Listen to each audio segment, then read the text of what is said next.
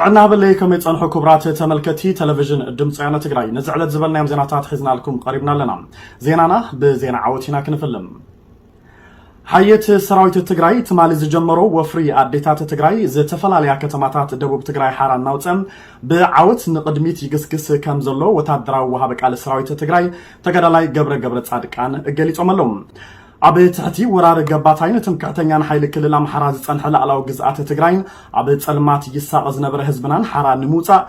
بعلت حموشت حملخ لتشان 13 عامة مرت زجمر وفر عديتات تجري بجننت او سرحيت حية سراويت تجري دوميقو ابو غودنا عاوتي قصللهم عبز وقع حيل صلاي مبل 30 كلتن 33 كفلات سراويتن زتوسن خصال شاد شاي ميكانايزدن سراويت فاشيشت ابي احمد كمون منيليك تيدروس اباين طانان زتبحالو براغيد فلي حيلي امحران ببزح اشحات زوصور ملشاتات امحران كم زسلفن حيت سراويت تجراي غنا نزوم صلاتنا دمسسن نقدميت بعوت يغسغس كم زلون اتم وهابك على تزاريبهم بز مسرت حيت سراويت تجراي نكتما كورم حويسوم نبالا بر تخلي غار جلن تعاون حرا اوصيلهم حزبنا دما دحرشو مونت عوارخ ناصنت اير كتنفس جميرلهم عديتات تجراي من تعاوتن جغننتن سراويت تجراي سلازغونا كمون بتم وررت حيلتاتنا مزنا البو قفعتات ولان توردن بزقفع كي تسكونا دقن مريقن ناب مقدال كاب مفناو جميرهم نسراويتنا زدلو كل عينت قرب الزقبران نتقدل تدقن زتخناخنان حبون مورالن زسنقان سلازخونا ازي وتادراو وفري نخبر بشم عديتات تجراي كم ستسيم بمقلات نايزي وفري زرزر حبريتا دما اب زقصل نحزب كم زفلطو تقدالاي قبر صادقان اقليصو ملوم دمص ويانه تجراي دما ملو حبريتا وفري عديتات تجراي እና ተኸታተለም ናባኹም ከም ዘقرب ክንገልጽ ንፈቱም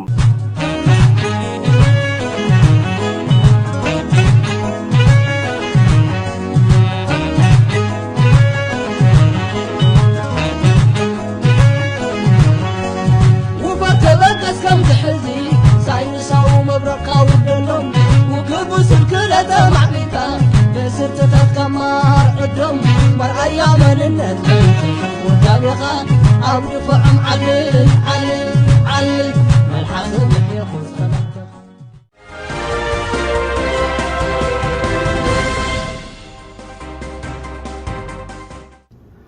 ناب خالوت زيناتاتنا اب نسغاغرم አባል ሀገራት ህብረት አውሮፓ አብል ዕለ መንግስት ፋሽስት አብይ አህመድ ማዕቀብ ንኸምብራ ሓላፊ ጉዳያት ወፃን ፖሊስ እንደህነነትን ህብረት አተሐሳሲቦም ሚኒስትራት ጉዳያት ወፃይ ህብረት አውሮፓ ትማል ዘካይደው ዓላ ድሕር ምዝዛም ሓላፊ ጉዳያት ወፃን ፖሊስ እንደህነነትን ህብረት ጆሴፍ ቦሬል ህብረት አውሮፓ አባል ሀገራት ህብረት አብል ዕለ መንግስት ፋሽስት አብይ አህመድ ማዕቀብ ንኸምብራ ድማ አገንዚቦም አብ ትግራይ ዘሎ ኹነታት አዝዩ ዘተሐሳስብዮም እቲ ኹነታት ከም ዝሎም ኸፊኡ አይፈልጥን ሕዚ ትግራይ ካብ ሙሉ ዓለም ተቆራሪጻላ ስለዚ ፍትሐዊ አብ ዝመስለና ጉዳይ ተሪር ስጉምት ንኽንወስድ ክንዳሎ ኣለና ብምባል እቲ ፋሽስት አብይ አውጅዎ ዝበሎ ምቁራጽ ተኽሲ ትርጉም አልቦ ከም ዝኾነን ሎሚ አብ ትግራይ አሰካፍ ዝኾነ ከቢድ ሰብአዊ ቁልውላው ከም ዝተፈጠረን አረድዮም ኣለዉ ሕብረት አውሮፓ ሰብአዊ ሓገዝ ብነፈርቲ ናብ ትግራይ ንምእታው እናሓሰበ ምዃኑ ጆሴፍ ቦሬል ከም ዝተዛረቡ አልዓረብያ ጸብጺብሎም بخالق وجن ردئت زعنا 50 مخاين بروجرام مجمع عالم تمالي كتما مقالة كم زعتوا تتكال عفليت اللهم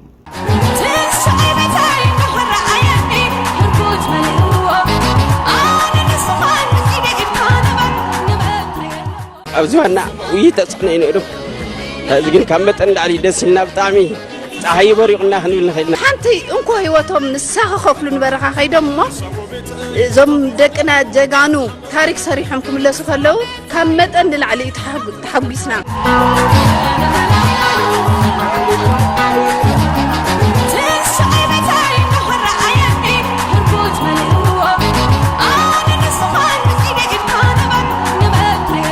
فرست نايت مال انيرو توديلا عوتي ليو عب تقراينا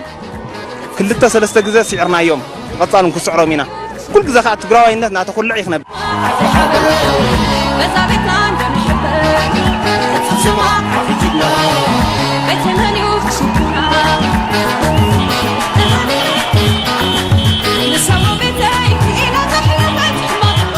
ناي قطر العجنات ناي توصل العجنات النورة طلعي إيه كندم سلسلة تربسنا سيد كان هذه متصرعي تواقي سعره بجقنة البنز أنا نبتاي بعزمة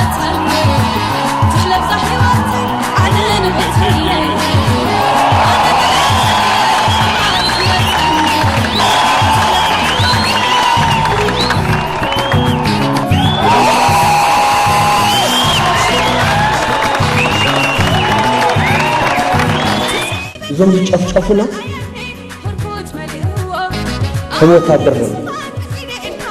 حيلم زي دمسنا حرهم زي نوص اسلام فلد مش كله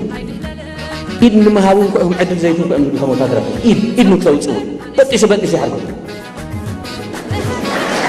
إيد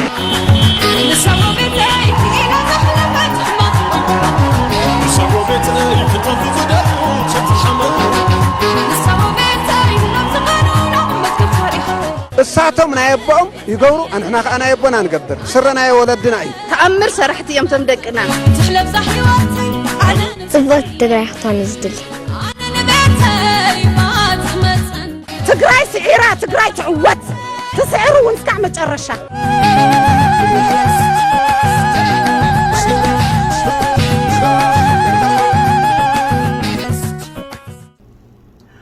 ኣብ ትግራይ ወጻኢ ኣብ ዝርከባ ካልኦት ኢትዮጵያ ዝነብሩ ተጋሩ ከምቲ ኣብ ሩዋንዳ ዘጋጠመ ዓይነት ጅምላው ጨፍጫፍ መጽናት ዓሌትን ከየጋጥም ከም ዝሰግኡ ተገሊጹሎም ኣብዚ ሕዚ እዋን ኣብ ዝተፈላለዩ ከባቢታት ኢትዮጵያ ኣብ ልዕሊ ዝነብሩ ተጋሩ ሰፊሕ ዝኾነ ማእሰርትን ምግፍዓን ይፍጸም ከም ዘሎን ተወለድቲ ትግራይ ዝውንንዎም ትካላት ድማ ብሰራሕተኛታት ጸጥታ ፋሽስት ኣብይ ኣሕመድ እናተዓፀው ከም ዝርከቡን ኣፍሪካን ኣርጊመንት ዝተባሃለ ማዕከን ዜና ኣፍሊጡሎም በዚ ዝተለዓለ ድማ ተጋሩ ኣብ ረዓዲ ከም ዝርከቡን ብፍላይ ነበርቲ ኣዲስ አበባ ዝኾኑ ተወለድቲ ትግራይ ካብ ገዛውቶም ንምውፃእ ምሕር ከም ዝሰግኡን እቲ ዜና ኣመልኪቱሎም ፋሽስት ኣብይ ኣሕመድ ኣብ ትግራይ ወራሪ ካብ ዝጅምር ጀሚሩ ብዙሓት ኣሽሓት ዝቑፀሩ ተጋሩ ከም ዝተኣሰሩ ካብ ስራሕ ከም ዝተባረሩ ትካሎም ከም ዝተዓፅወን ናይ ባንኪ ሒሳቦም ከም ዝደስከለን ናብ ወፃኢ ሃገራት ከይገሹ ድማ ከም ዝተኸልኸሉን ዝገለጸ ኣፍሪካን ኣርጊመንትስ ብፍላይ ድማ ሰራዊት ትግራይ ብዓወት ናብ መቐለ ካብ ዝኣቱ ንድሓር እቲ ማእሰርትን ግፍዕታትን ብዝኸፍአ መልክዑ ከም ዝቐፀለ ሓቢሩሎም ኣይተፍስሓ ተኸለ ዝተባሃሉ ተመራማሪ ኣምነስቲ ኢንተርናሽናል ኣብ ልዕሊ ተጋሩ ይፍጸም ዘሎ ማእሰርትን ምጥሓስ መሰልን ኣዝዩ ዘተሓሳስብ ከም ዝኾነ ገሊጾም ኣለዉ ፋሽስት ኣብይ ብዕሊ ኣብ ኣደባባይ ኣንጻር ተጋሩ ዘርኣው ዝኾነ መደረ ካብ ዘስምዕ ንድሓር እቲ ኣብ ልዕሊ ተጋሩ ዝፍጸም ማእሰርትን ግፍዕን ተጋዲዱ ከም ዝቐጸለን እቲ ኩነታት በዚን ተቐጺሉ ከምቲ ኣብ ሩዋንዳ ዘጋጠመ ዓይነት ጅምላው ጨፍጫፍን ምጽናት ዓሌትን ከየጋጥም ድማ ከም ዝሰግኡ እቲ ዜና ኣመልኪቱሎም ኣብ ተመሳሳሊ ፋሽስት ኣብይ ኣሕመድ ነቶም ኣብ ቀረባ እዋን ኣብ ትሕቲ ቀይዲ ዘእተዎም ጋዜጠኛታት ብዘይገለ ቅድመ ኩነት ንኽፈትሕ ዶብ ኣልቦ ሪፖርተራት ኣተሓሳሲቡሎም ኣብ ልዕሊ ሚድያታት ኢትዮጵያ ሓደጋ ፍርሒ ከም ዘንጸላለው ድማ ተገሊጹሎም ተጣባቂ መሰል ጋዜጠኛታት ዓለም ዝኾነ ዶብ ኣልቦ ሪፖርተራት ማለት እውን RSF ፋሽስት ኣብይ ኣሕመድ ኣብ ቀረባ እዋን ኣብ ቅሉላው ትግራይ ሚዛናዊ ጸብጻብ የቕርቡ ዝነበሩ 12 ጋዜጠኛታት ከም ዝኣሰረ ብምግላጽ ነቲ ዝተፈጸመ ማእሰርትን ዓፈናን ብትረት ነቂፉሎም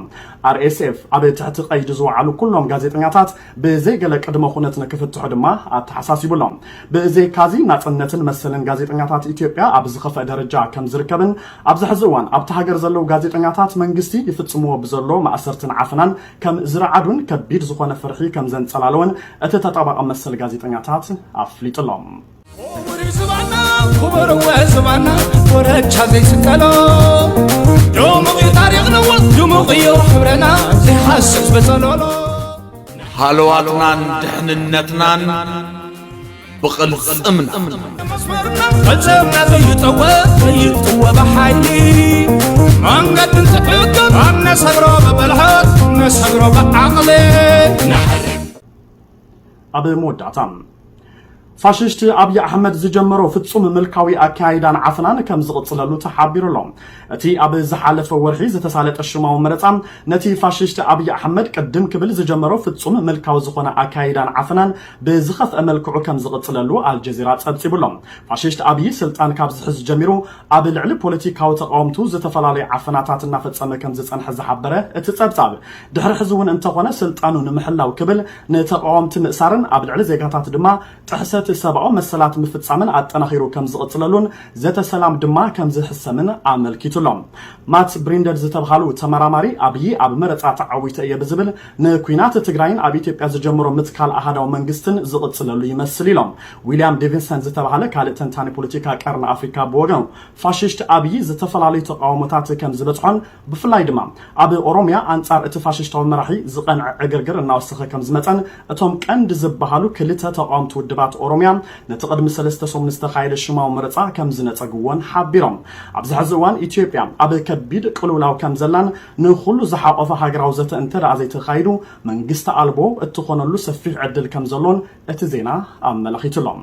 ባርከስ ዝኸበርኩም ተመልከቲ ቴሌቪዥን ድምጽ ወያነ ትግራይ ዕለታዊ ዜናታትና ውን ኣብዚ ዛዚምና ኣለና ስለምክትታልኩም ኣመስጊና ክንፍለይኩም ሃልዋትናን ድሕንነትናን በቕልጽና ትግራይ ትስዕር ሰላም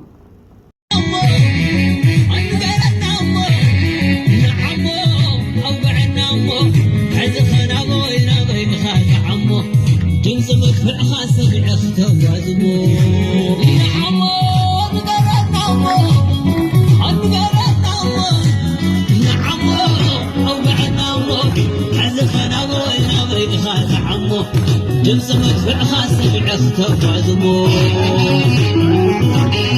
عاكي تغوز ناقر كاب غدبات وحيات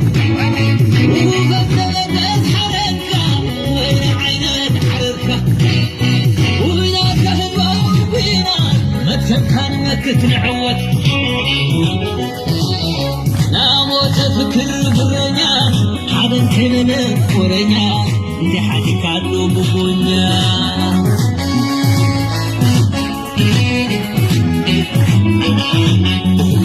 شاف الغاد غادو بالعلاي تحتاج تحمه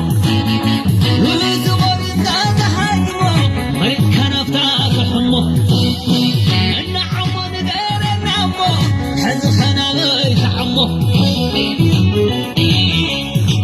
لا خلقاني بعدي نبرق كايو حدي عقد حبك يا عدي عقد حبك يا عدي عقد حبك يا عدي ناكد نرس وين عينيتك للي بغوتك